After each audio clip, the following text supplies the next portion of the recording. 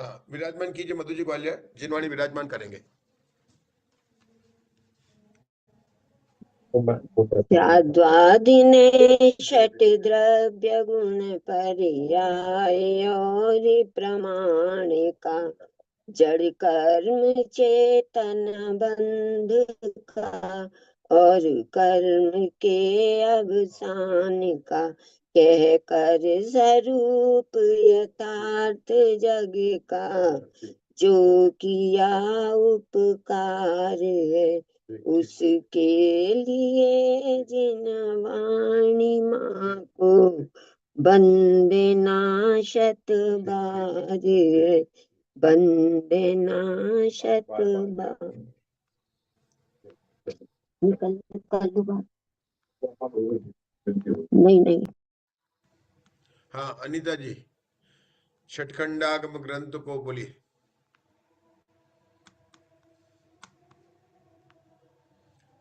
अनिता जी दिख रहा है आपको? आपको अनम्यूट करना पड़ेगा।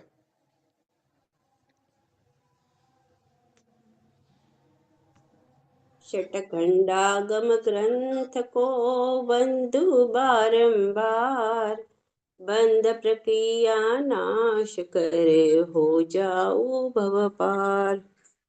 षटखंडागम ग्रंथ का नित्य करू स्वाध्याय कर्म बंध के नाश का यही श्रेष्ठ उपाय। षटखंड आगम ग्रंथ पढ़ चेतन अखंड स्वपद लखु धर सेन गुरुवर पुष्प दंतरु बलि पद युग नमो।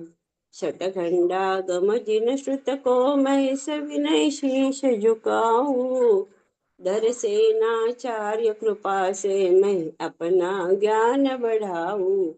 मुनि पुष्प दंत को बंधु ऋषिराज भूत बलि बंधु आचार्य सर्व वंदन कर प्रभु निज स्वभाव अभिनंदु। श्री षटखंडागम ग्रंथ की मैं बारंबार भक्ति पूर्वक वंदना करती हूँ तथा धरसेना आदि आचार्यों को शुद्ध ज्ञान की प्राप्ति हेतु मैं नित्य नमन करती हूँ। अरहंत भाषियध्वम गणहर देवे गंतियम सम्मम प्रणमामि भक्ति जुतो सुदनान्महो वहिं शीर्षान् पयाणि सुबारह कोटि सैन सुलकतिराशि अजुति भरेण सहस 58 पंचवियाणि प्रणमामि जिणिंदवाणी। द्वादशांग जिनवाणी के 112 करोड़ 83,58,500 पदों को मैं हाथ जोड़कर नमस्कार करता हूँ। समस्त द्वादशांग के एकम इकट्ठी 18 44 67 44 07 37 09 55 16 15 समस्त अक्षरों की मैं प्रणाम करता हूँ।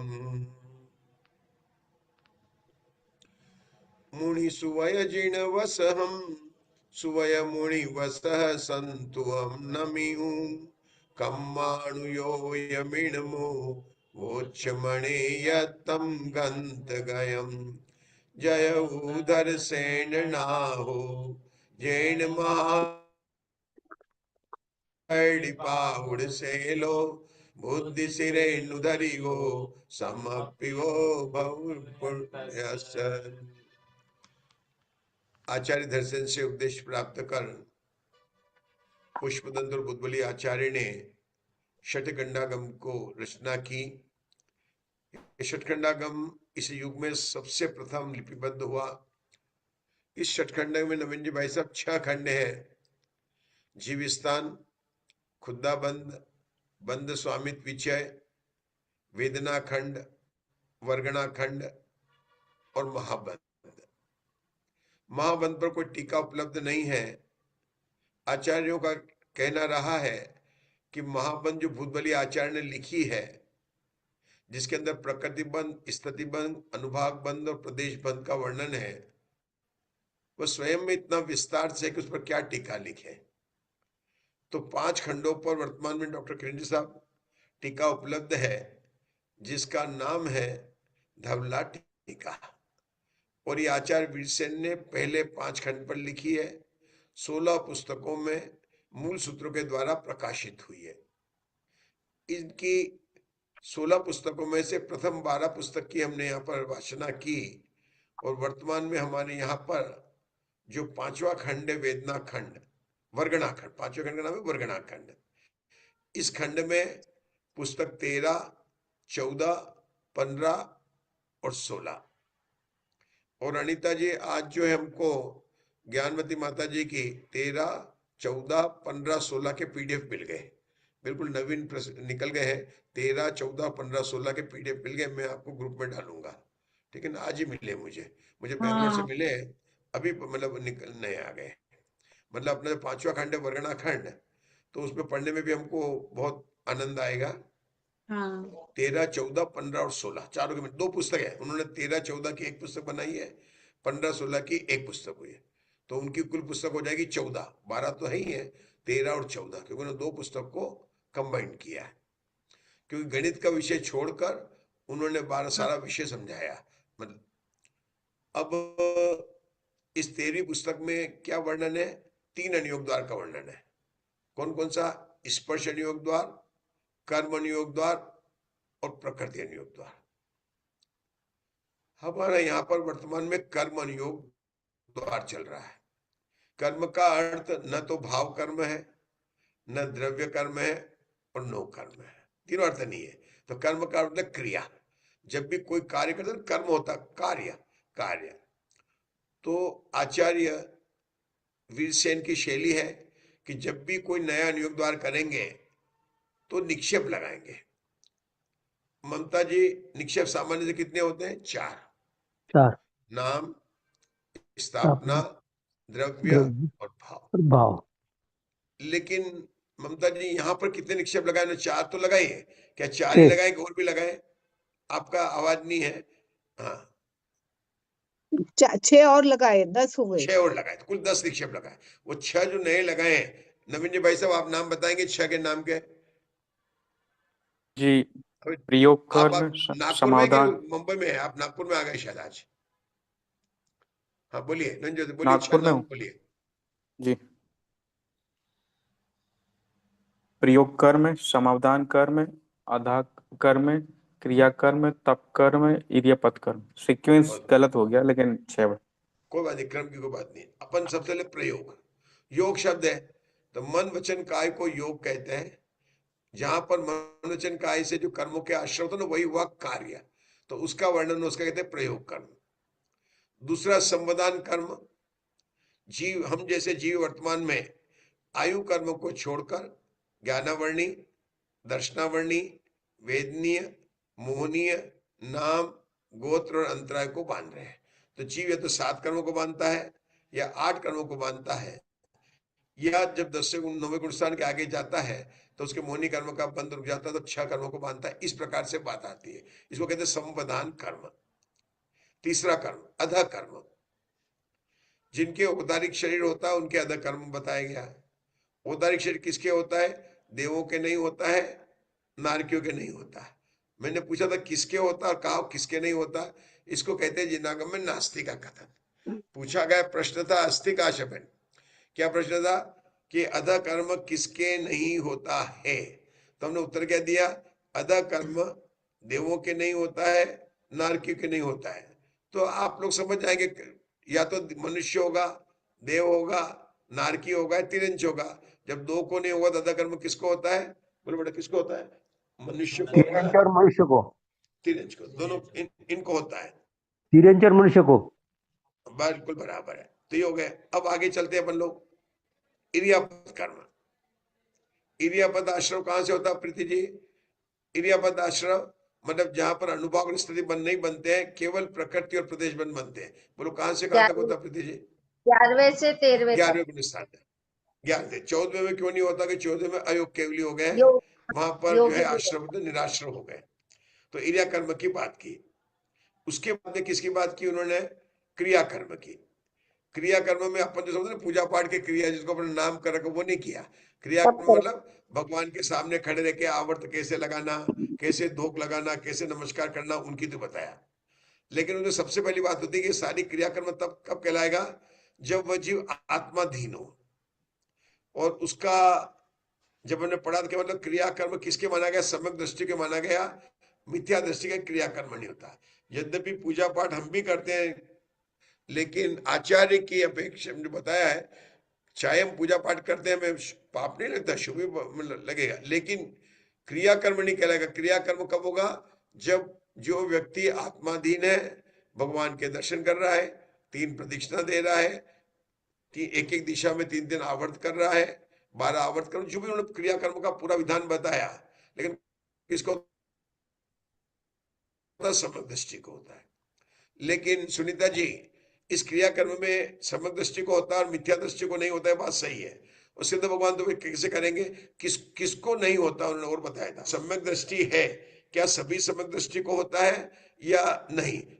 मुग्धा जी, पुनः मुग्धा जी, क्रियाकर्म क्या सभी सम्यक दृष्टि को होता है? नहीं होता, क्योंकि जो ध्यान में 4 से 13 गुण स्थान, 4 से 13 गुण स्थान तक होता है। नहीं, ध्यान में जो स्थित होते हैं उनको नहीं होता।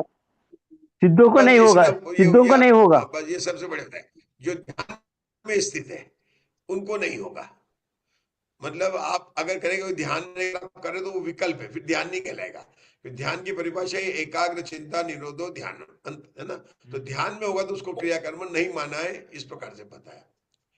अब इन 6 प्रकार के कर्मों को लेकर जब मूल सूत्र समाप्त हो गए तो आचार्य पीरसेन कहते हैं कि हम सत, संख्या, कितने 8 अनुयोग द्वार के नाम लिए थे।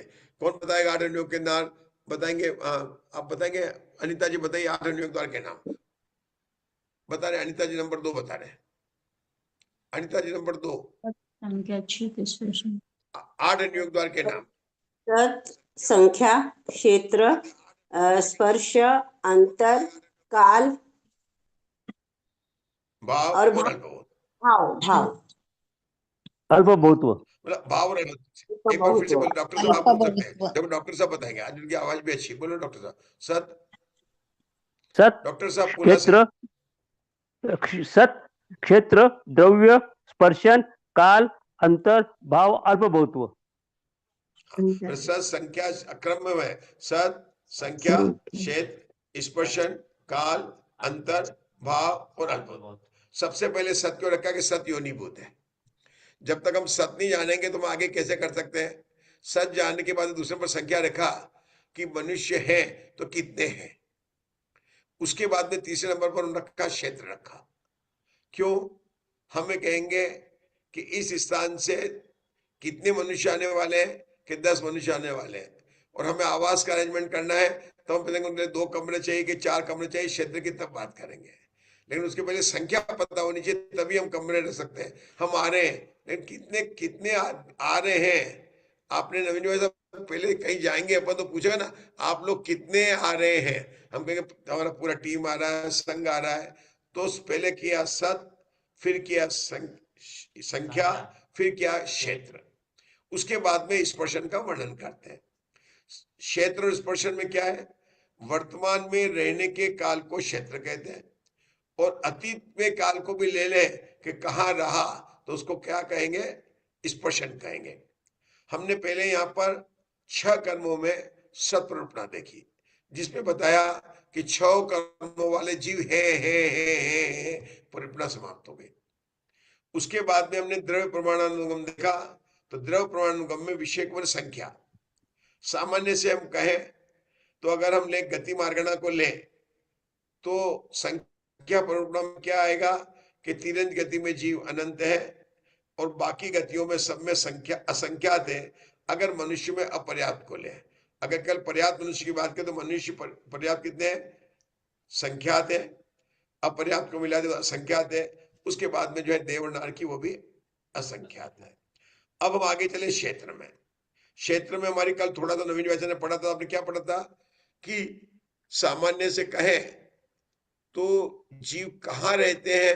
वर्तमान क्षेत्र का है कि ये जो आकाश द्रव्य जो अखंड है उसके बीच में अगर कोई कहे कि नीचे 7 राजू, मध्य लोक में 1 राजू, ब्रह्म लोक या 5 राजू और ऊपर 1 राजू, और उत्तर दक्षिण में 7 राजू, ऐसा ऊर्ध्वलोक, मध्य लोक और घन लोक वाला, जिसको हम नाम देते हैं 3 लोक, जिसको हम कहते हैं लोकाकाश, वहां पर जीव पाए जाते हैं।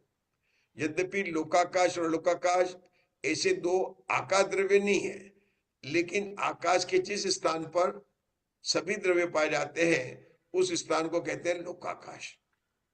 क्षेत्र परिकल्पना में हमने देखा था कि पूरे आकाश का क्षेत्र कितना, 343 घनराज्य। लेकिन जब हम अधो लिखते हैं उषा दोषी तो कितना होगा, 197 घनराज्य। ऊर्ध्वलोक का निकाला, कैसे निकाला आशा बहन? 343 में से 197 घटा दिया तो कितना आ गया, 147। नीचे का मैंने 197 नहीं 196, 196 है, 196 घनराज्य है। ठीक है जयश्री जी? नीचे का बिल्कुल ठीक है। अब बताओ कितना तीनों लोगों का घनफल कितना होगा, जयश्री जी बताएंगे। हाँ 343 गणराज्य प्रमाण होगा, पूरा हो जाएगा, है ना? बराबर। हाँ। कैसे निकाला? नीचे का 196 और ऊपर 146 और ऊपर का 197, ये दोनों मिला। उल्टा बोल दिया आपने, नीचे का बड़ा है 197 गणराज्य और ऊपर का 147 गणराज्य। मेरा प्रश्न है नवीन जी, 193 गणराज्य कैसे निकाला? कोई बताना चाहेगा? हाथ खड़ा करें। सीधा है, नीचे नरक में 7 राजू है, उसमें एक राजू में 1 है, 7 में 1 जोड़ा 8 आया, 4 हो गई उसकी एवरेज विड्थ। तो 4 ऊंचाई अधोलोक की 7, 4 में 7 का गुणा किया 28 और उत्तर दक्षिण में 7 है, 28 में 7 का गुणा कर लीजिए, कितना आएगा? 196 आ गया।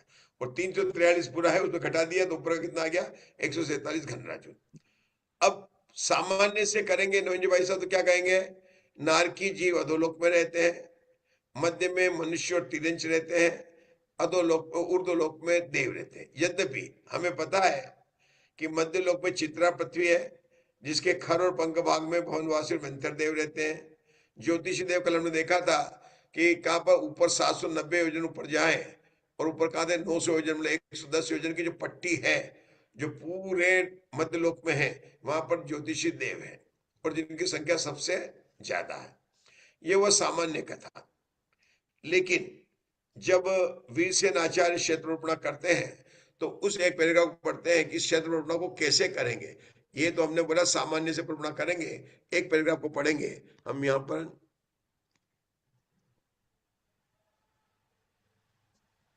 हाँ, ये जरा इसको पढ़ना प्यारा। इस तरह 14 राज्य ऊंचाई वाले, बाकी सब सरल है। इस 14 राज्यों की ऊंचाई वाले नवीन जी भाई साहब पढ़ेंगे। डॉक्टर साहब पढ़ लीजिए, डॉक्टर साहब को बहुत दिनों बाद मिला। डॉक्टर साहब पढ़िए।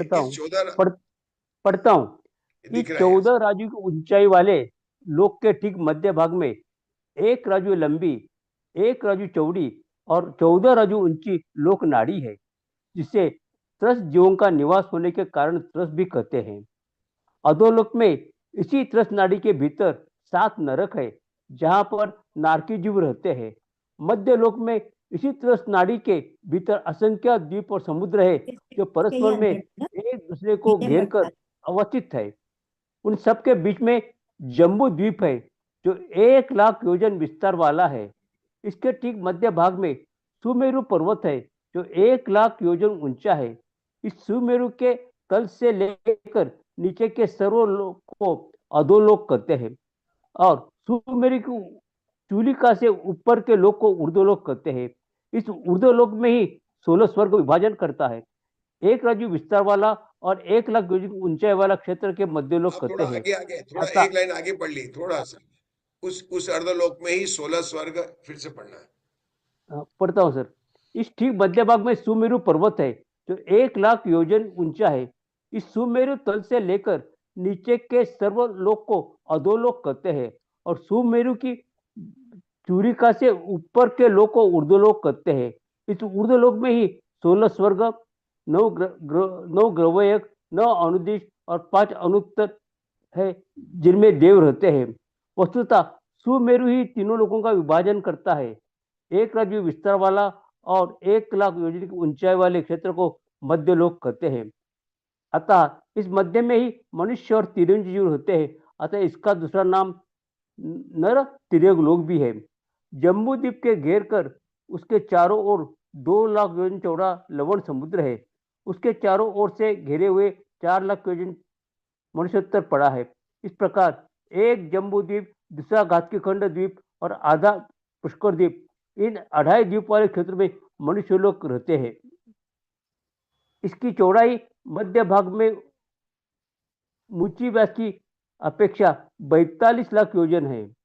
इसके आगे के जितने भी असंख्य द्वीप समुद्र है उन सबके अंत में स्वयंभू समुद्र है। मध्यलोक की समाप्ति इसी के साथ हो जाती है। इस असंख्यात द्वीप समुद्रों में एकमात्र तिर्यंच जीवों के पाए जाने वाले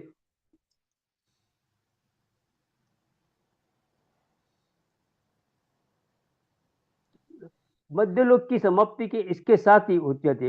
इन असंख्य द्वीप और समुद्र में एकमात्र तिर्यंच जीवों के पाए जाने वाले ऐसे तिर्यक भी कहा जाता है। मनुष्य लोक का घनफल 45 लाख योजन है। तिर्यक लोक का घनफल घनात्मक एक राजू है। यही मध्यलोक भी घनफल है। अधोलोक का घनफल 196 राजू है और ऊर्ध्वलोक का घनफल 147 राजू है। संपूर्ण लोक आकाश का घनफल 196 प्लस 147 इक्वल टू 343 योजन है। अपन ने पढ़ा, ये बहुत सामान्य चर्चा तत्वार्थ सूत्र के दूसरे अध्याय में पूरा का पूरा इसको वर्णन आता है। लेकिन हमें जो यहाँ पर अब क्षेत्र प्रमाण देखना है, तो आचार्य वीरसेन ने 5 प्रकार के लोक बताए थे। सुनीता जी, आप नाम बता पाएंगे 5 प्रकार के लोक का? जी, प्रश्न क्या है? लोक एक हो गया। क्या प्रश्न है सर? हाँ, बताता हूं मैं आपको। मेरा प्रश्न किसने सुना है कि 5 प्रकार के लोग कौन से? हाँ बोलिए सुनीता जी, नंबर 2 बोलिए। कौन से 5 प्रकार के लोग हैं? मध्यलोक, ऊर्ध्वलोक, अधोलोक और तिर्यक लोक, 4 हो गए। कस्तूरी जी बताओ। ठीक है, बता रहे हैं। कस्तूरी बताओ। सामान्य लोक, बहुत बढ़िया। अधोलोक, अच्छा। मध्य लोक, मनुष्य लोक और ऊर्ध्वलोक। अच्छा, हाँ। ये और हमने बताया था कि अपन जब लोक विभाग शास्त्र पढ़ते हैं, यद्यपि ज्योतिर्लोक मध्य लोक का ही भाग है, लेकिन ज्योतिर्लोक के भी कहते हैं ज्योतिर्लोक। जब हम बड़े बड़े ग्रंथ पढ़ते हैं, त्रिलोक सार, त्रिलोक परिणति, तो उसमें अधिकार होता है ज्योतिर्लोक। और वहां पर क्या करते हैं, 790 से लेकर 900 योजन तक ऊपर आकाश की पट्टी लेकर उसका वर्णन करते हैं। तो लोक 5 प्रकार का हो गया। सामान्य लोक, डॉक्टर साहब, सामान्य लोगों ने पूरा लोक, उसमें कोई भेद नहीं किया। फिर अधोलोक, मध्यलोक, ऊर्ध्वलोक, हो गया। तिर्यक लोक, अपने मनुष्य लोक को अलग कर देंगे। 2.5 द्वीप को लेकर मनुष्य करते हैं। ऐसा क्यों कहते हैं कि जब कोई भी मार्गणा लेंगे, गति मार्गणा, इंद्रिय मार्गणा, तो उस मार्गणा में कितने जीव हैं, ये हमने द्रवण देख लिया। अब वो जो कितने स्थान पर रहते हैं, तो उसके स्थान को पता चल गया, और स्थान को कहते हैं क्षेत्र। तो वह क्षेत्र पूरे लोक का कितना भाग है, सामान्य लोक का कितना भाग है? तो क्या करेंगे कि मान लो 25 घनराजु है, तो 25 घनराजु को 343 से भाग दे देंगे। अगर वो कहेंगे वो 25 घनराजु अधोलोक का कितना भाग है, तो 25 घनराजु को 196 घनराजु से भाग दे देंगे। अब नवीन जी भाई साहब अगर पूछेंगे 25 घनराजु ऊर्ध्वलोक का कितना भाग है, कि 25 घनराजु को 147 घनराजु से भाग दे देंगे। आप समझे ना? तो इस प्रकार से निकालने के लिए इसकी कैलकुलेशन कहते हैं। ये सामान्य हो गया। देखा जाए तो मनुष्य लोग के पूरे लोग के असंख्यात भाग में ही रहते हैं। फिर क्षेत्र में 3 विकल्प बहुत प्रसिद्ध आते हैं। मधु जी ग्वालियर बताएंगे 3 विकल्प क्षेत्र में, कि अगर सामान्य से कहें तो केवली भगवान लोक के असंख्यात भाग में रहते हैं, प्रतर समुद्गात में रहे तो असंख्यात बहुभाग में रहते हैं, और लोक पूर्ण रहे तो पूरे लोकाकाश में रहते हैं। और जब उस समय पूरे फैलते हैं तो कहते हैं कि उस समय नारकी जीवों को भी एक समय के लिए साता का अनुभव होता है। ये हम जानते हैं। अब यहाँ पर बताते हैं कि क्षेत्र प्रपणा में जो हम कर रहे हैं, वीर सेनाचार्य किस प्रकार से वर्णन करते हैं उसकी 4 लाइन को हम पढ़ेंगे। देखिए, लोक विभाग में यहां से पढ़ना है, नवीन भाई साहब पढ़ेंगे। लोक के विभाग की इतनी सामान्य व्यवस्था जान लेने के पश्चात, जी पंडित जी, स्क्रीन आ रही है। हाँ,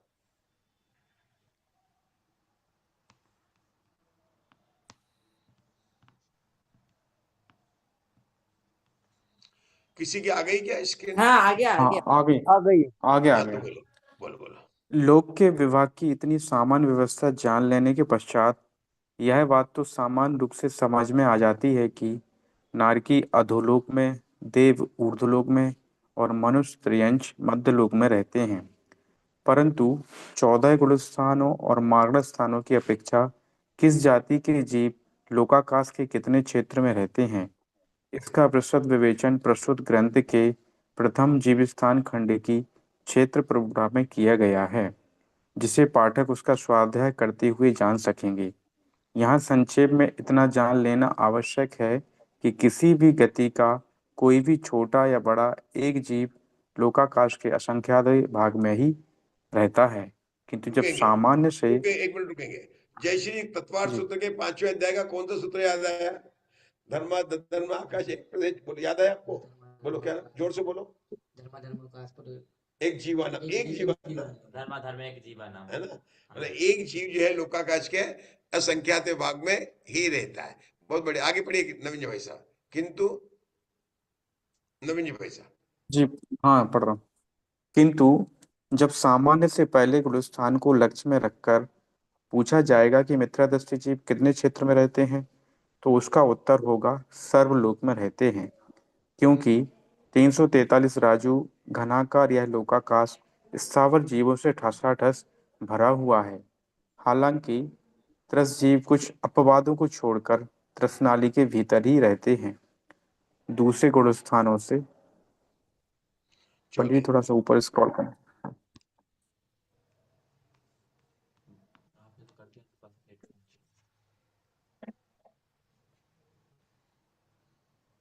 हालांकि त्रस जीव कुछ अपवादों को छोड़कर त्रसनाली के भीतर ही रहते हैं। दूसरे गुणस्थान से लेकर 14वें गुणस्थान तक के जीव लोक के असंख्यातवें भाग में ही रहते हैं।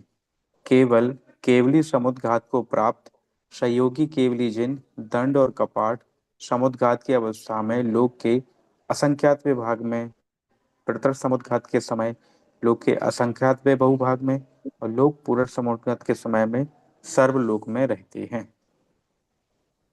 मारणाओं की अपेक्षा किस मारणा का कौन सा जीव कितने क्षेत्र में रहता है, इसका विस्तृत विवेचन इस प्रविभा में किया गया है। संक्षेप में इतना जान लेना चाहिए कि जिस मार्गणा में अनंत संख्या वाली एकेंद्रीय जीवों की राशि आती हो, उस मारणा वाले जीव सर्वलोक में रहते हैं और शेष मारणा वाले जीव लोक के असंख्यात में भाग में रहते हैं। केवल ज्ञान, केवल दर्शन, यथाखात संयम आदि जिन मार्गणाओं में सहयोगी जिन आते हैं, वे साधारण दशा में तो लोक के असंख्यात विभाग में रहते हैं, किंतु प्रतर समुद्घात की दशा में लोक के असंख्यात बहुभागों में तथा लोक पूर्ण समुद्घात की दशा में सर्वलोक में रहते हैं। वादर वायु का एक जीव लोक के संख्यात भाग में रहते हैं। 3-4 बातें बहुत जानने योग्य, कह रहे आप क्षेत्र प्रपना पढ़ने जा रहे हो। पहले तो पढ़ा कि जिन जीवों की राशि अनंत है, ऐसे कौन है? निगोद्या जीव है। तो वो कहाँ रहते हैं? पूरे लोक में रहते हैं, क्योंकि आकाश का ऐसा कोई स्थान नहीं जहां पर कि सूक्ष्म निगोद्या जीव ठसाठस भरे पड़े हैं। तो क्षेत्र क्या गया? सर्वलोक में रहते हैं। दूसरा पॉइंट इन्होंने क्या बताया कि बाकी सब जीव कहाँ रहेंगे कि लोक के अपने अपने मार्गणा में बताएंगे असंख्यात भाग रहते हैं, लेकिन मार्गणा कौन सी होता है? केवल ज्ञान। अब केवल ज्ञान कौन सी मार्गणा? ज्ञान मार्गणा का भेद है। केवल दर्शन कौन सी मार्गणा का भेद? दर्शन मार्गणा का भेद है। यथाकाल संयम किसका मार्गणा का भेद है? संयम मार्गणा का भेद है। ठीक है, ऐसा और भी आ सकता है, जैसे अपगत वेदी, वो वेद मार्गणा का भेद है, क्योंकि अपगत वेदी जो है वो केवली भगवान अपगत वेदी माता है। मतलब जिन जिन मार्गणा संयोग केवली में लगेगी, उनमें साधारण दशा में, क्योंकि जब मार्गणा में कह रहे हैं, जैसे हमने कहा कि यथा क्या संयंत्र 11वां गुणस्थान, 12वां गुणस्थान, 13वां गुणस्थान, 14वां गुणस्थान। जब गुणस्थान की बात करें तो 11वां गुणस्थान ही करेंगे, लेकिन जब केवली हम मार्गणा की बात करेंगे तो हम गुणस्थान की नहीं कहेंगे, क्योंकि 13वां गुणस्थान उसमें होता है। तो जो जो चीज 13वें गुणस्थान में घटित होती है वो उस मार्गणा में कहेंगे। कोई भी जीव यथा क्या सेमी 11वें गुणस्थान वाला है, उसका क्षेत्र लोक का असंख्यात भागी होगा। लेकिन चूंकि केवली भगवान भी इसी मार्गणा में आते हैं, और केवली भगवान का क्षेत्र कितना है कि 3 विकल्प बनते हैं। क्षेत्र का पहला विकल्प क्या बनता है? लोक का असंख्यात भाग। कब बनता है? जब केवली भगवान विहार कर रहे हैं, समुद्र में है, स्वस्थान केवली, जिसको बोलते हैं स्वस्थान केवली, इसको बोलते हैं स्वस्थान केवली। स्वस्थान केवली लोक के असंख्यात, चाहे वो पद्मासन में विराजमान हो, चाहे वो खड्गासन में। लेकिन जब समुद्घात करते हैं, दंड में उतरता है, कपाट में भी लोक का असंख्यात भाग है। प्रतर समुद्घात में जब आते हैं तो असंख्यात बहुभाग हो जाता है, और लोक पूर्ण समुद्घात में सर्वलोक हो जाता है। ऐसा इन्होंने जानने के लिए बोला। एक और उन्होंने लास्ट में पॉइंट बोला था, क्या था? 14 केवली अनुसार में मैं देख लेता हूँ, थोड़ा सा चला, ये लिखा था, हाँ, वायु का एक जीव की बात आई थी। क्या आई थी? वायु का एक जीव की। बादर वायु का जीव के लिए उन्होंने लोक के संख्यात भाग में ऐसा क्यों किया? कोई आप में से बताना चाहेगा कि बादर वायु का जीव बाकी के लिए नहीं लिया, बादर वायु का के लिए लिया? हाँ मुग्धा जी, आपने हाथ खड़ा किया, बताइए। क्रिया करते हैं। नहीं, विक्रिया करके तो नहीं लेंगे। हाँ, वो अगर बात भी आएगी तो अपन स्पर्श में बात करेंगे। हाँ बोलो जयश्री साहब। क्योंकि वे सर्वलोक में फैले हुए हैं। सर्वलोक में तो नहीं, ऐसा ही बादर वायु, क्योंकि बादर जीव बादर पृथ्वी के आधार से रहते हैं, तो अपन सर्वलोक में जब कहेंगे तो वो सूक्ष्म जीव कहेंगे। और अभी अपन मारणांतिक समुद्घात की बात नहीं करें, वो स्पर्शन में कर रहे हैं, अपने बात कर रहे हैं, क्षेत्र परिरूपणा की बात कर रहे हैं।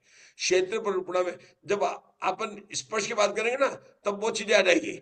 विहार कर रहे हैं, मारणांतिक कर रहे हैं, आहार शरीर बना रहे हैं, तेजस समुद्घात, वो बात वहां पर आएगी। अभी अपन बात करें क्षेत्र की। क्षेत्र में वर्तमान में जहां पर है वहीं पर। हाँ, तो दूसरे के मेरा आधार वर्तमान में से क्षेत्र भी कहां पर है? ज्ञानोदय है। मैं हाँ, ज्ञानोदय में, मैं वर्तमान क्षेत्र मेरा, यद्यपि मेरा ही विहार स्थान कहलाएगा, लेकिन वर्तमान क्षेत्र में जहां पर है वहीं पर मैं बात करूंगा। वायु का, अच्छा, बादर वायु का जी, बादर जीव उनको सहारे रहते हैं, बादर पृथ्वी के सहारे रहते हैं, सूक्ष्म की तरह अलग नहीं रह सकते हैं। हमने पढ़ा है कि 5 घन राजू में बादर वायु का जीव फैले हुए हैं। केवल बादर वायु का जीव कहां तक फैले हुए? अपन देखते भी सबसे ज्यादा हवा है कि अग्नि है कि पानी कि जल है, कि पृथ्वी से जल बहुत ज्यादा है ना, अग्नि बहुत कम है। सबसे कम ज्यादा अग्नि है, इसीलिए आपने देखा होगा कि अग्नि का जीव की संख्या सबसे कम है। अग्नि का जीव की संख्या सबसे ज्यादा है, वायु का जीव की संख्या सबसे ज्यादा है। जल का की पृथ्वी से ज्यादा होगी, उसके बाद में अपन लगा लेंगे पृथ्वी, जल ने, अग्नि, पृथ्वी, जल और वायु, ये उदाहरण है। तो वायु का के बराबर कई बार अपन ने पढ़ा है 5 घन राजू की पट्टी में। समझिए आप जयश्री जी, जैसे अपन ज्योतिषी देखा नहीं बोलते 790 राज्यों से लेकर 900 राज्यों तक फैले हुए एक सदस्य। ये यहाँ क्या कहते हैं? बादर वायु का जीव 5 घन राज्यों में फैले हुए हैं। तो 5 घन राज्य 14 राज्य कितना हो गया? 5/14, तो 14/42 तो आ ही जाएगा। मतलब अगर मतलब 3 पॉइंट समथिंग आंसर आ जाएगा तो इतना भाग तो संख्यात भाग कहेंगे। 3-4 भाग का तो कितना क्या कहेंगे? उसको संख्यात भाग कहेंगे। इतना जान लेने के बाद में हम धवला पुस्तक 13 में आते हैं, जहां पर हमारी साध्या चल रही थी, और हम शुरू करते हैं क्षेत्रानुगम। धवला पुस्तक 13, पेज नंबर कौन सा बेटा? यहाँ पर 90। हाँ चलिए, मुग्धा जी पढ़ना जरा, आपको क्षेत्रानुगम शुरू कर दें। मुग्धा जी पुनः पढ़ती हूँ। क्षेत्रानुगम। हाँ, हाँ, पेज क्रमांक 98, क्षेत्रानुगम, दूसरा पैराग्राफ। क्षेत्रानुगम की अपेक्षा निर्देश 2 प्रकार का है, ओघ निर्देश और आदेश निर्देश। ओघ से प्रयोग कर्म, समवदान कर्म और अधक कर्म की द्रव्यार्थता और प्रदेशार्थता का कितना क्षेत्र है? सब लोग क्षेत्र है। क्रियापद कर्म और तप कर्म की द्रव्यार्थता और प्रदेशार्थता का कितना क्षेत्र है? लोक का असंख्यातवां भाग, असंख्यात बहुभाग, और सब लोग क्षेत्र है। क्रियाकर्म की द्रव्यार्थता और प्रदेशार्थता का कितना क्षेत्र है? लोक का असंख्यातवां भाग क्षेत्र है। इसी प्रकार काय योगी और भव्यों के भी कथन करना चाहिए। इसी प्रकार औदारिक काय योगी, औदारिक मिश्र काय योगी, नपुंसक वेद वाले, चारों कषाय वाले, अचक्षु दर्शन वाले और आहारकों के भी कथन करना चाहिए। इतनी विशेषता है कि इन मार्गणाओं में केवली जिनों का भंग नहीं पाया जाता। रुकेंगे, कार्बन का योग अपन जो वाले इतना पढ़ रहे हैं उसमें किसको कितना समझ में आ रहा है? भाषण कितना समझ में आ रहा है?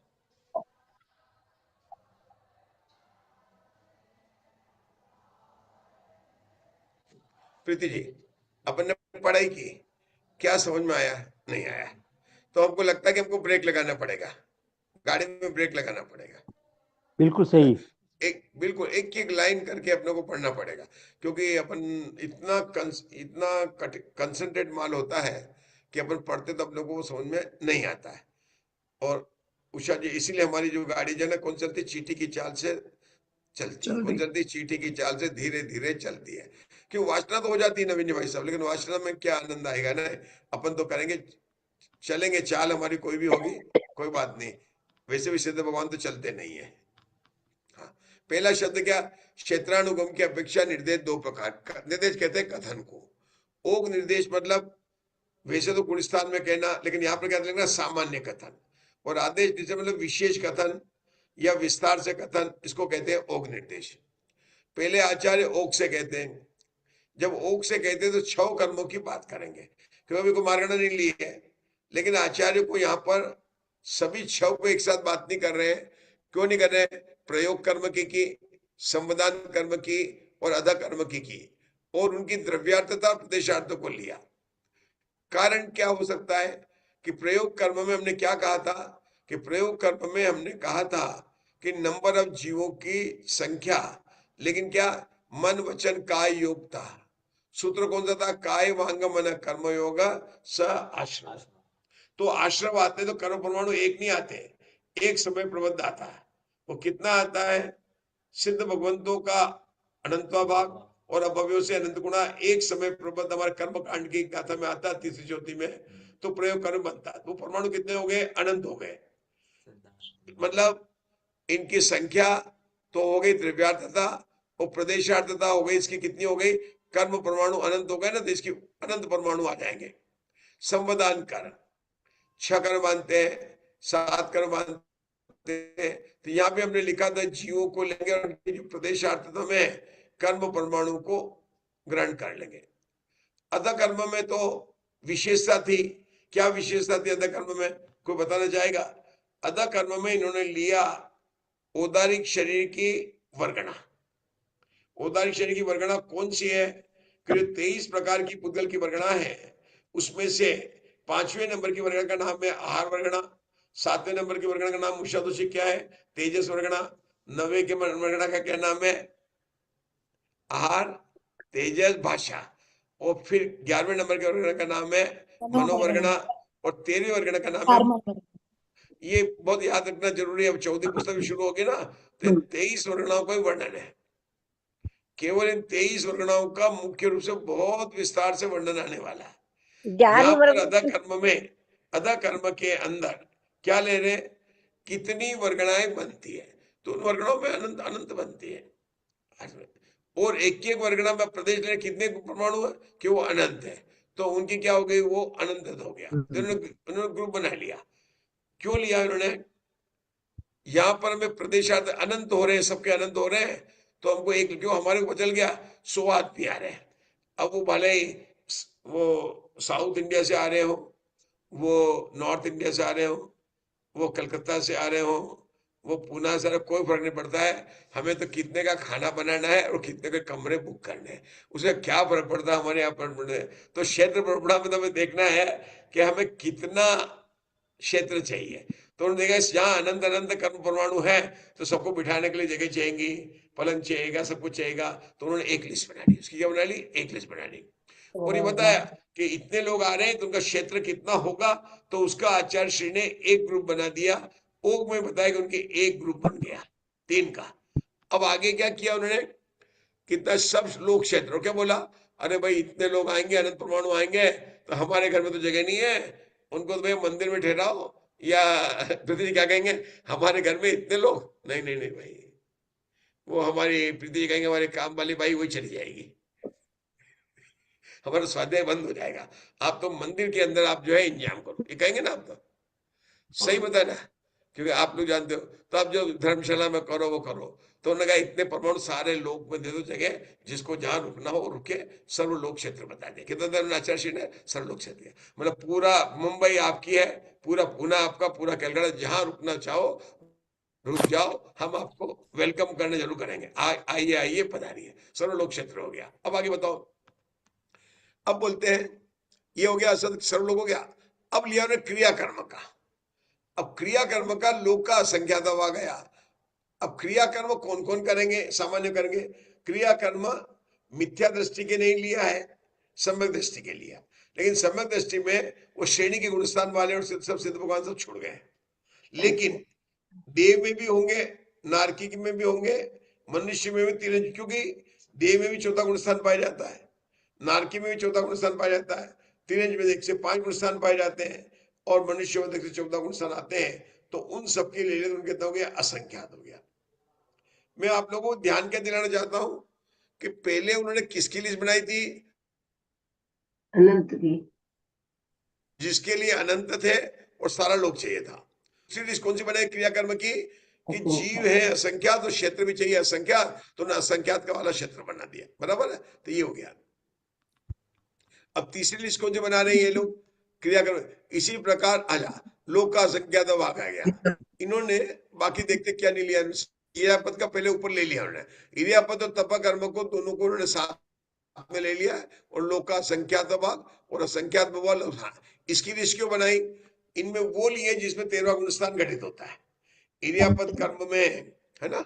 और इसमें इसके अंदर कौन सा घटन होता है, 13वां गुणस्थान भी घटित होता है, तो उन्होंने ले लिया। और उसमें सारी केवल ज्ञान मार्गणा, केवल दर्शन मार्गणा, अवगत वेदी, उनको सबको लेके, क्योंकि वहां पर 3 विकल्प बनेंगे, लोक का असंख्यात भाग, लोक का असंख्यात बहुभाग और सर्वलोक, इस तरह उन्होंने लिस्ट बना दी।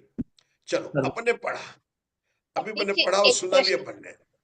हाँ, प्रश्न के पहले मेरा प्रश्न, फिर आपका, मेरी आवाज पहले आई थी, पहले बिल्कुल हम करेंगे।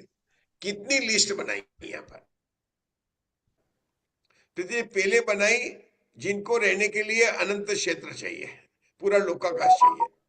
दूसरी लिस्ट बनाई जिनको उनको लोक का असंख्यात भाग चाहिए, पर दूसरी में उन्होंने बनाया 3 वाले जिनको तीनों विकल्प चाहिए, लोक का असंख्यात भाग भी चाहिए, कौन सा चाहिए दूसरा, लोक का असंख्यात भाग भी चाहिए, और समुद्र में सर्वलोक, जहां पर क्षेत्र के तीनों विकल्प लगते हैं, वो दूसरी लिस्ट है। और तीसरी लिस्ट कौन सी बनाई, जहां लोक का असंख्यात भाग बनता है। मतलब आचार्य की ये शैली है कि कैसे वर्गीकरण करते हैं। अपन जब द्रव्य प्रमाणानुगम भी देख रहे थे, तो अनंत राशि वाले कौन है, असंख्यात राशि वाले कौन है, संख्यात राशि वाले कौन है, क्षेत्र में जिसको जिस मार्गणों में पूरा लोक घटेगा उनकी एक लिस्ट, जिन मार्गणों में क्षेत्र के तीनों विकल्प घटेंगे उनकी एक लिस्ट, जिन मार्गणों में लोक का संख्यात भाग घटेगा उनकी एक लिस्ट। 3 लिस्ट बनी अपनी प्रीति जी, समझ में आ रहा है आपको? हाँ जी। अगर समझ में आ रहा नहीं तो बोले, क्षेत्र के लिए किसकी जय बोले। हाँ आ गया, आ गया, बिल्कुल आ गया, बहुत अच्छा। चलो फिर आगे बढ़ते हैं। हाँ, अब बोला, आपका प्रश्न था, पूछिए। ये जो हमने इर्यापत कर्म में 3 ले लिया, असंख्यात भाग, असंख्यात बहुभाग और सर्वलोक क्षेत्र, तो वैसे ही तप कर्म के लिए क्या आवाज नहीं आ रही, नेट गया आपका। आहारक समुद्घात, अदा कर्म के लिए क्या लिया, सुनो सुनो, अदा कर्म को भी इसी लिस्ट में क्यों लेते हैं, सुनो, आपने बताया था, सही पूछा, कि केवली भगवान के औदारिक, परम औदारिक शरीर, कौन से शरीर है, परम औदारिक। और हमने कहा अदा कर्म किसको होता है, औदारिक शरीर वालों को। तो 13वां गुणस्थान घटित हो गया, तो उसके वो समुद्र के कारण तीनों विकल्प घट जाएंगे। हम पहले जब देख रहे थे अदा कर्म, तो अदा मतलब हमको पाप कर्म मानते हैं, औदारिक शरीर के, उसमें वो ताड़न वाड़न करते हैं, किसी कष्ट देते हैं, लेकिन वो बात नहीं है, क्योंकि केवली भगवान का शरीर औदारिक है। वो बात दूसरे के 12वें गुणस्थान के अंत में सारे निगोदिया जीव उसके बाद में जन्म नहीं लेते हैं, लेकिन वो भूतपूर्व निगमन से औदारिक शरीर उनको अधा कर्म इन्होंने माना है, भूतपूर्व निगमन से अधा कर्म ही मानेंगे। ये जो कहते हैं ना कि परम औदारिक होते हैं, सारे निगोदिया जीव मर जाते हैं, ये भाषा जैनियों की नहीं है। जैसे अपन कहते हैं ना सब्जी सुधारते हैं, हम उसको ये नहीं कहते कि सब्जी को काटते हैं, ये जैनियों की भाषा नहीं है। ऐसे ही 12वें गुणस्थान में अंत में सब निगोदिया जीव मर जाते हैं और केवली भगवान का परम औदारिक शरीर बन जाता है, ये भाषा आचार्यों की नहीं है, ये हमने बना ली है। तो क्या है कि परम औदारिक शरीर में 12वें गुणस्थान तक आते आते उसके अंतर्मुख पहले वही निगोदिया जीव लेते हैं जिनकी आयु उतनी होती है, और जब केवल भगवान को केवल ज्ञान होता है तब एक भी ऐसा निगोद जीव नहीं जिसकी आयु पूर्ण हो जाती है, उसके पहले वो सब नष्ट हो जाते हैं, स्वयं अपना अपना मतलब पूर्ण अपनी आयु पूर्ण करके ही मरते हैं। ऐसा नहीं है कि केवली भगवान के शुद्ध शुद्ध उपयोग से मतलब जो मरते हो तो गजब हो गया, आप तो करो धर्म और हमारे फूटे कर्म, ऐसा हो गया। आवाज आ रही है हमने उषा दोषी, आप है ना, सही भाषा है ना, क्या हो गया, आप लोग करो धर्म और हम लोगों को जो है करना न पड़ेगा यही काम, ऐसा नहीं होगा। एक प्रश्न और आप था। समझे ये बात, एक मिनट में, ये बात निगोदिया जीव मर नहीं जाते हैं, उनकी आयु पूर्ण हो जाती है और उसके बाद में जब केवल ज्ञान होता है तो कोई नया जीव पूर्ण नहीं होता, ये बात है। चलिए हाँ, अब आप बोलिए। मेरा प्रश्न ये है कि तप कर्म में हमने ये तीनों घटित करना है, तो आहारक शरीर के इससे करेंगे क्या? नहीं, अभी आरक शरीर की कहाँ बात है, तप कर्म लिया, आरक शरीर का नाम तो आया नहीं है, आरक शरीर तप कर्म में है, लेकिन अपन को यहाँ पर जो तप कर्म ले रहे हैं इसमें जो है शुक्ल लेशा वाला जो है ना, मतलब अपना ऊपर वाला जो अपने ध्यान लिया था, तो 13वें गुणस्थान में सूक्ष्म क्रिया प्रतिपाति और 14वें गुणस्थान में विपरीत क्रिया निवृत्ति, उन ध्यानों को लेकर उन्होंने तप कर्म कहा है। और उन्होंने कहा था कि दूसरा शुक्ल ध्यान उपचार से माना गया, तो दूसरे केवली भगवान के तो अपने बहुत देखा ही है ना, और क्या संदेह नहीं, अभिलाषा नहीं, तो किसका चिंतन करेंगे, कोई चिंतन नहीं है। 3 बोल लिए थे हमारे उस दिन ममता जी ने प्रवचन सार की 2 गाथाएं भी अपन ने पढ़ी थी, मैं थोड़ा नंबर भूल गया हूँ, बोलिए कौन सी थी गाथा मुग्धा जी? अभिलाषा नहीं, जिज्ञासा नहीं और संदेह नहीं, 3 बात बता। हाँ, ये हमारे इनको याद है उषा जी को, ये 194 196 गाथा के आसपास है। हमने पढ़ा था कि जिन केवली भगवान के 13वें गुणस्थान में केवल ज्ञान हो गया है उनके मोहनी कर्म नाश हो जाएगा, तो कोई अभिलाषा नहीं है, सब कुछ जान लिया इसलिए जिज्ञासा नहीं है, और सब कुछ सही जाना है इसलिए संदेह नहीं है, तो किसका ध्यान करेंगे, ये बात बोला। लेकिन शुक्ल ध्यान जो माना गया ना, योग, उन्होंने बोला था कि 13वें गुणस्थान का ध्यान कहते हैं योग निरोध का, और उसके पहले का ध्यान बताया एक चिंता निरोध, ध्यान को दो भाग में जाए, चिंता निरोध वाला ध्यान और योग निरोध वाला ध्यान। तो केवली भगवान के ध्यान को क्या बोला था, योग निरोध वाला ध्यान बोला था। और 14वें गुणस्थ में विपरीत क्रिया निवृत्ति, तो उस ध्यान की अपेक्षा तप कर्म लिया है, मतलब केवली भगवान के अध कर्म भी लिया है, तप कर्म भी लिया उन्होंने, ठीक है।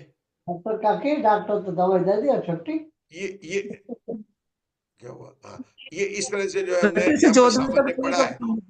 हाँ, 6वें से 14वें तक पकड़ते हैं ना तप कर्म? तप कर्म, हाँ बिल्कुल 6 से 14 तक पकड़ रहे हैं अपन लोग, बिल्कुल पकड़ रहे हैं, क्योंकि तप कर्म का कौन सा वेद पकड़े है, वो ध्यान वाला। राजुल जी म्यूट कर लीजिए, राजुल जी म्यूट कर लो, ठीक हो जाएगा, रात को नींद आ जाएगी आपको। म्यूट करो राजुल जी। 6वें गुणस्थान से हम यदि तप कर्म पकड़ते हैं तो वो कौन सी अपेक्षा लेंगे फिर? जहां जहां पर तप कर्म के जो भेद बताए अपन ने, अभ्यंतर कर्म बताए ना अपने, अंशना मोदर, जहां जहां पर जो कर्म होते हैं, लेकिन अपन ये देखे तो तप कर्म का धर्म ध्यान भी भेद था। यहाँ पर धवला जी पुस्तक में उन्होंने जब तक कषाय है तब तक उन्होंने धर्म ध्यान माना है, और कषाय के बाद में उन्होंने शुक्ल ध्यान माना। उन्होंने पूछा शुक्ल ध्यान का क्या फल है, कि शुक्ल करना, तो कर्मों का शुक्ल किससे करना, कर्मों से शुक्ल पना करना। अपन धवला पढ़ रहे हैं, धवल हो जाएंगे, अपन के धवला पढ़ के धवल ज्ञान करेंगे, हमारे गोष्ठी में बोलते हैं प्रीति जी। 8वें गुणस्थान में एक बताया है ना, एकत्व वितर्क। 10वें तक कसाई है ना, 10वें के बाद बताया। नहीं, यहाँ पर धवला जी में क्या बताया, बताता हूँ थोड़ा। धवला जी में थोड़ा आपका भी, धवला जी में बताया कि मोहनी कर्म का क्षय उसके धर्म बाद ध्यान का फल है। सुनो मेरी बात, जो मैं बोल रहा हूँ पूरा कर ले। अन्य जगह पर जो अभी उषा जी बोल रहे हैं वो बताया कि एकत्व वितर्क ध्यान से मोहनी कर्म का क्षय होता है। पृथकत्व वितर्क से पृथकत्व वितर्क से मोहनी कर्म का, एकत्व वितर्क दूसरे ध्यान से क्या बनता है, चार मतलब घातिया कर्मों का, ज्ञानावर्ण, दर्शनावर्ण और अंतराय मोहन पहले ही नाश हो गया है, और बाकी तो योग निरोध और उसका है। लेकिन वीरसेन आचार्य ने कहा कि जो मोहनी कर्म का जो क्षय होता है वह धर्म ध्यान से होता है। क्यों? क्योंकि 10वें गुणस्थान तक कषाय है, और जब तक कषाय है तब हम उसको शुक्ल नहीं मानेंगे, तो उन्होंने शुक्ल ध्यान 11वें गुणस्थान से ऊपर माना। ये बात अपन ने ध्यान में बहुत विस्तार से देखी थी। शायद आप नहीं होंगे, आप सुन लेना उसके पुराने जो है ना ध्यान के अपने होते ना, अपने स्वाध्याय उसको सुनेंगे आप लोग तो ये होगा। क्योंकि अपने स्वाध्याय में सुनकर कोई वॉलेंटियर हो तो उसके प्रवचन के पहले के 5-5 मिनट का काटना है ना, क्योंकि तो धवला जी की स्वाध्याय है, जो ज्वाइन कर रहे हैं वो तो लाभ ले रहे हैं, तो निश्चित है नहीं, लेकिन बाद में सुनते हैं तो चूंकि उनको काट कर वीडियो बनाने वाला, उनको क्लीन करने वाला कोई है नहीं है, इसलिए जैसे पढ़े हैं उसी अवस्था में वहां पर सुरक्षित रहते हैं। क्योंकि जैसे हम चालू करते हैं ना, तो जो जो हम बोलते हैं वो भी आपको 1.5-2 मिनट सुनना पड़ता है ना, तो क्या करें। बाकी सब जगह तो होते हैं, तो वो आईटी के बच्चे होते हैं, वो काट देते हैं। अभी आज हमारे यहाँ पर ज्ञानोदय के हैं बैठे, अंबर जी बैठे हैं, अंबर जी हमारे साथ में बैठे हुए, दो बच्चे और थे, तो ज्ञानोदय के बैठे थे। बहुत अच्छा फाइनल ईयर शास्त्री है, इस साल शास्त्री हो जाएंगे 2 महीने बाद में, शास्त्री कर रहे हैं, बहुत अच्छा लेते हैं। और पूरा उन्होंने धर्म तेवला पुस्तक से ये धर्म ध्यान का उनके यहाँ पर क्लासेस भी हुई थी, पढ़ा था उन्होंने।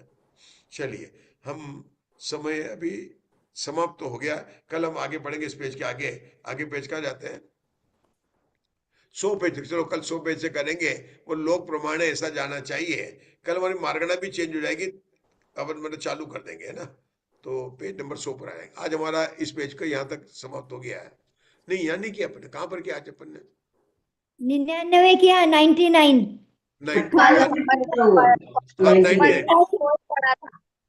आधा ही हुआ है। वही पड़ा है। हाँ, आज वो प्रतिदिन नहीं बढ़ रही गाड़ी, वो नहीं बढ़ रही है। आप देखो कि अपन वहां से नरक गति में शुरू थे सतरूपण में, फिर बाकी एक दिन थोड़ी सी फास्ट हो गई थी, एक दिन 2-3 पेज पढ़ गए थे। क्यों नहीं हो रही थी? कि ये जैसे मैं बताऊं, जो डॉक्टर साहब ने भी कहा सही बात है, अपन जो एक साथ पूरा पेज पढ़ लिया ना, तो अपने को समझ में नहीं आएगा कितनी लिस्ट बनी, 3 लिस्ट बनी है, क्यों लिस्ट बनी समझ में नहीं आया। अब आज अपने को आज क्या फायदा हुआ, क्षेत्र प्रमाण में इतना पता चला कि 3 लिस्ट बनेगी। ऐसी मार्गणाएं जहां पर सर्वलोक घटता है, ऐसी मार्गणाएं जहां पर 3 विकल्प घटता है, ऐसी मार्गणाएं जहां लोक की असंख्या विभाग घटता है। तो अब इतना जान लेंगे, स्पष्ट हो जाएगा, तो कल अपनी गाड़ी बढ़ेगी, ठीक है। और फिर तो आप लोग जैसा कहें, मेरा तो ये रहता है कि समझ कर आगे बढ़ेंगे तो आनंद आएगा। हाँ, बहुत ऐसे ही आनंद आ है। है ना। ऐसा और मुक्ता जी ऐसा को ऐसा परमिशन दे रखी है कि समय से, किरण जी भाई साहब बोले आज तो कि समझ के ही चलेंगे धीरे धीरे। हाँ, समझ में आ रहा है पंडित जी, बहुत अच्छे से। चलो, अब समय हो गया है क्या, ये यहाँ पर अभी इसी चैनल पर अंबर जी, अपन इसको लॉग आउट करेंगे, वो अपने लोक विभाग की उनकी क्लास चलती है, वो इसी चैनल पर लेंगे। किसी को लाभ लेना तो ज्वाइन करें क्लास। बोलिए मुझे। अभी प्रवेशिका की क्लास चल रही है मेरी, तो आज पंडित जी ने बोला कि तुम मेरी आईडी यूज कर सकते हो, तो मैं इस पे जूम पे लूंगा। तो वो 9 बजे से रहती है, तो पंडित जी क्लास के बाद से शुरू होगी वो। जैसे यदि पंडित जी की 9-10 तक भी क्लास चलती है, तो आवाज नहीं आ रही है आपको? आवाज आ कम रही है। हल्की आ रही, अच्छा, कम मैं आ रही है। बताता हूँ, अंबर जी है इनका नाम, ये फाइनल ईयर शास्त्री में 2 महीने बाद में शास्त्री हो जाएंगे। ये अपनी क्लास चलाते हैं ऑनलाइन का, तो इनको कुछ तकलीफ आ रही थी, ज्वाइन यूट्यूब में नहीं हो पाते, बच्चे थे, कल देखे थे मैंने, तो मैंने कहा हमारे जो नियम से स्वाध्याय होता है 7:30 से 9 बजे तक होता है, अपना अभी अपना 8 तक चल रहा है ज्ञानोदय के कारण, लेकिन हमारा स्वाध्याय का टाइम है 7:30 से 9। तो इन्होंने कहा मैं 9:15 से 10 या तक अपने जो है दूसरी क्लास ले लूंगा, तो वो अपने चैनल पर आपको वो भी लाभ मिलेगा। मतलब हमने करके चलेगा। देख लिया है कि उसमें करके क्या देखा है। क्या तो ये पढ़ाएंगे चैनल पर इसी आप लोगों का नंबर यही रहेगा, सिर्फ ये है कि अपने ग्रुप में डाल भी देंगे कि कौन सा सब्जेक्ट चल रहा है। मान लीजिए आपने लेना चाहे और कोई आपके कोई छोटे जैसा विषय होता है, लेकिन ये पढ़ाते हैं मतलब जो अभी तो प्रवेश का चल रहा है। हाँ मतलब इसके जैन बाद धर्म शुरू होगा। हाँ, 3 लोग 3 लोग चालू करने वाले हैं यहाँ से, और काफी किया है। लेकिन अपने को अपने ग्रुप में इंफॉर्मेशन मिलेगी। इनका टाइम 9:15 से रहेगा, कि अपना समाप्त होगा 9 बजे। अपन लॉग आउट, मैंने 15 मिनट का गैप रखा है, ठीक है ना? हाँ 15 मिनट का रख लो, हो जाता कई बार सुना, हाँ ठीक है ना? तो 9:15 के बाद में इनकी क्लास चलेगी, 10 बजे तक इनकी क्लास चलेगी, तो किसी को चलेगा। ठीक है, अच्छा है। ठीक है। चलेगा। हाँ, क्योंकि अच्छा है काफी, इनका भी इसमें जैन दर्शन में इसके बाद में करेंगे भी सही। अपने दिल्ली में लाल बहादुर शास्त्री डिपार्टमेंट है ना, तो वहां पर जैन दर्शन की वो कराते हैं, आगे पढ़ेंगे। और अगर ये बच्चे नहीं करेंगे तो जैन दर्शन डिपार्टमेंट ही कहाँ रहेगा? देखो सही अन्य दर्शन बात के तो बच्चे बहुत मिल इनसे जाते हैं, सांख्य दर्शन, वेदांत दर्शन के, तो ये बड़े भाग्य वाले जीव कि मतलब कम से कम जैन दर्शन के पढ़ने वाले, रिसर्च करने वाले विद्यार्थी रहेंगे। तो और लाल बहादुर लेंगे शास्त्री यूनिवर्सिटी में अपना जैन डिपार्टमेंट है, डॉक्टर वीर सागर जी है वहां पर, तो ये लोग करेंगे, ट्राई करेंगे। अनेकान हाँ, और अभी वहां पर एक उन्होंने मतलब अभी वो होता ना पंच कल्याण, कहाँ होता उषा जोशी में, नाम भूल गया, क्या नाम, अजित नोएडा प्रसाद, नोएडा में अजित प्रसाद जी, नोएडा नोएडा हाँ नोएडा हाँ में हुआ था। तो वहां पर हाँ उन्होंने रहने का हॉस्टल भी बना दिया है, और यूनिवर्सिटी जाने के लिए बच्चों हाँ को जो है जैसे भी करेंगे उनके खाने की, उनके रहने की, और वो रोज यूनिवर्सिटी जा सकते हैं और अध्ययन कर सकते हैं। मतलब वो पढ़ाएंगे नहीं, वहां मंदिर की सुविधा है, रोज दर्शन मिलेगा, वहां पर चलता है। तो अच्छा है, मतलब इस तरह करते रहे। क्योंकि देखिए हमारे जैन धर्म के शास्त्र आज जो उपलब्ध नहीं, उसके 2 कारण है पृथ्वी, 2 कारण है। एक तो अन्य देशों से वो राजा आए, उन्होंने हमारे शास्त्रों को जला दिए, ये तो हमारा बहुत बड़ा दुर्भाग्य है, एकदम समझते रहे। और दूसरा कारण अनिता जी कलकत्ता, शास्त्रों को, मूल शास्त्रों को पढ़ने वाले ही नहीं होंगे तो कौन उनको छपाएगा? सही बात इतने मूल वो तो अब शास्त्र हमारा इतने काम ताड़पत्र में रखे हैं, आज भी पुराने मंदिर में कपड़ों के अंदर पड़े हुए हैं, और कोई खोलने वाला नहीं, उन पांडुलिपियों को पढ़ने वाला नहीं उतना है। ये तो बहुत भागेगा, आप शटकंडा कम पढ़ रहे हैं। और आज मैं देख रहा था प्रीति जी, ज्ञानवती माता जी की 12 पुस्तक थी, 13-14 पुस्तक आई है। वो 13-14 पुस्तक में उन्होंने धवला 13 और धवला 14, और उस आगे वाली पुस्तक में 15-16 का उन्होंने लिया। मुझे सबसे बड़ी प्रसन्नता क्या हुई है, अपने धवला में वो अशुद्धियां छपने में बहुत है, लेकिन वहां से जो छपी है बिल्कुल शुद्ध छपी है। मतलब जो सूत्र है ना मुग्धा जी, सूत्र एकदम शुद्ध छपे हैं, इतना अच्छा प्रिंटिंग है। तो ये तो बहुत बड़ी बात है ना।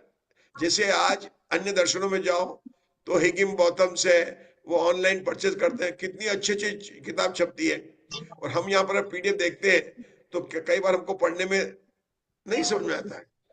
लेकिन ये जो पुस्तक निकली 12वीं 13वीं, तो अपने मूल सूत्र तो सुरक्षित हो गए ना भाई। गणित सुरक्षित नहीं हुई, लेकिन आचार्य वीर सेन के, आचार्य भूतबली और आचार्य पुष्पदन के अच्छे प्रिंटिंग हो गए, और पीडीएफ है, मतलब ऑनलाइन भी सेव हो गया, तो बहुत बढ़िया काम हुआ। और बहुत संस्कृत इतनी अच्छी है। आज हम दिन में वो देख रहे थे, पढ़ो पढ़ो पढ़ो, को अनेकांतो, अनेकांत किसे कहते हैं, मतलब नई परिभाषा मिली। आप लोगों ने पढ़ा ना कि परस्पर विरुद्ध धर्म में जो होते हैं उसमें से अविरोध बताने वाली 2 शक्तियों के मतलब प्रकाशन करने का नाम अनेकांत है। हमने पढ़ी समझदार से, उन्होंने क्या बताया, अलग जात्यंतर भावो अनेकांत, उन्होंने ज्ञान जात्यंतर भावो अनेकांत। अब कितना जात्यंतर भाव मतलब क्या हुआ, मिला जुला। जात्यंतर भाव ये मत लेना कि चेतन अचेतन होगा, जो एक ही द्रव्य में, एक ही द्रव्य लेना, तो एक द्रव्य में क्या होगा, अस्थि और नास्ति, तो युगल हो गया। मेरे में अस्थि लिप्त हो अस्थि है तो उसका जात्यंतर भाव नास्ति है, एक है तो उसका जात्यंतर भाव अनेक है। तत् है तो उसका नात्यंतर भाव अनेक है ना। ये समझ में पाया जाता। अच्छा है, मतलब बहुत अच्छा बात तो है। जितना स्वाध्याय करें, मूल ग्रंथ से करें, बहुत अच्छा लगेगा आपको। मैं तो कह रहा हूँ, ठीक है, हमारी कोरोना काल में हमारी मजबूरी थी कि हम लोग नहीं कर सकते, लेकिन अब जितना भी करें सबका सुनना चाहिए। मैं तो कहता हूँ कि जिसका लाभ ले सके। लेकिन इसके अलावा उषा जी केकरा, हमारे मंदिरों में जो मूल शास्त्र पढ़े हुए हैं उनको लेकर भी देखना चाहिए, जो शास्त्र कभी नहीं पढ़े। ज्ञानार्णव है, बहुत सारे शास्त्र हैं, ऐसे ऐसे शास्त्र हैं। पंचाध्यायी है, बहुत कम स्वाध्याय होता है पंचाध्यायी का भी, ज्ञानार्णव का भी। यद्यपि दिल्ली में तो मैंने देखे ज्ञानार्णव के 2 भाग दिखाई देते मुझे, दिल्ली में तो की है। ज्ञानार्णव के तो नहीं, वो तो प्रवचन आए दिल्ली में। हाँ, किसने की ज्ञानार्णव है? तो एक ही है, किसने की है? परंतु उसके प्रवचन हैं, 4-5 भाग निकले हैं। हाँ निकले, ये किसने शीतल निकाले? प्रसाद जी के, विशुद्ध सागर जी के भी ये हाँ। दरियागंज से निकले हैं। मैं हाँ भेज सकती हूँ आपको चाहिए तो। हाँ, नहीं नहीं, मैंने लिए, मेरे पास तो है, मतलब कॉपी भी आई थी मेरे पास। तो मुझे ऐसा लगता है कि अभी भी अपनी जिंदगी थोड़ी रह गई है और पढ़ने का काम बहुत रह गया, मतलब काम बहुत बाकी रह गया पढ़ने बहुत का। कम पढ़ाई होती है, बहुत है ना। कम। पढ़ने के लिए बहुत अब है वो बात है, आपको। हमारे उषा जी केकरा कहेंगे कि पढ़ने से एक समय बार पढ़ दर्शन भी लीजिए। करो, आत्मानुभव करो, चिंतन करो, बिल्कुल सही है उषा जी केकरा का। लेकिन कहाँ हर समय अपना उपयोग, बिना मतलब ऐसा बैठ के लगेगा, तो अंत में अपन सोचेंगे फिर क्लास नहीं है। हाँ। तो नहीं, वो उसी में अपन इस तरह से संतुष्ट हो सोचते हैं। जाना, उसके चलो, बाद स्वाध्याय में जिनवाणी स्तुति संतुष्ट करेंगे। नहीं होना, हाँ, अपना लक्ष्य होना। अंगुरी जी कहाँ है? अंगुरी जी अपनी स्वाध्याय जिनवाणी विनोद स्तुति, बनेगी। अंगुरी जी हमारे बहुत अच्छी करते हैं। अंगुरी जी कहाँ है? दिख रहे हैं? अंगुरी जी जिनवाणी स्तुति, एक जोरदार जिनवाणी स्तुति हो जाए, गुना से, जिनवानी गुना दो। से। हाँ, धन्य धन्य बीत रागवाणी, अमर तेरी जग में कहानी। धन्य धन्य बीत रागवाणी, अमर तेरी जग में कहानी।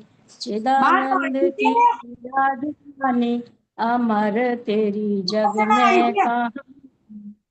उत्पाद वे अरुद्र स्वरूप, वस्तु बखानी सर्वज्ञ भूप। शादवाद तेरी निशानी, अमर तेरी जग में कहानी। धन धन बीत रागवाणी, अमर तेरी जग में कहानी। नित्य अनित्य अरु के अनेक, नित्य अनित्य अरु के अनेक। वस्तु कथंचित भेद अभेद, अनेकांत रूपा बखानी। अमर तेरी जग में कहानी। धन धन बीत रागवाणी, अमर तेरी जग में कहानी। भावे सुभासुभ बंधु स्वरूप, शुद्ध चिदानंदमय मुक्ति रूप। मार्ग दिखाती है वाणी, अमर तेरी जग में कहानी। धन धन बीत रागवाणी, अमर तेरी जग में कहानी।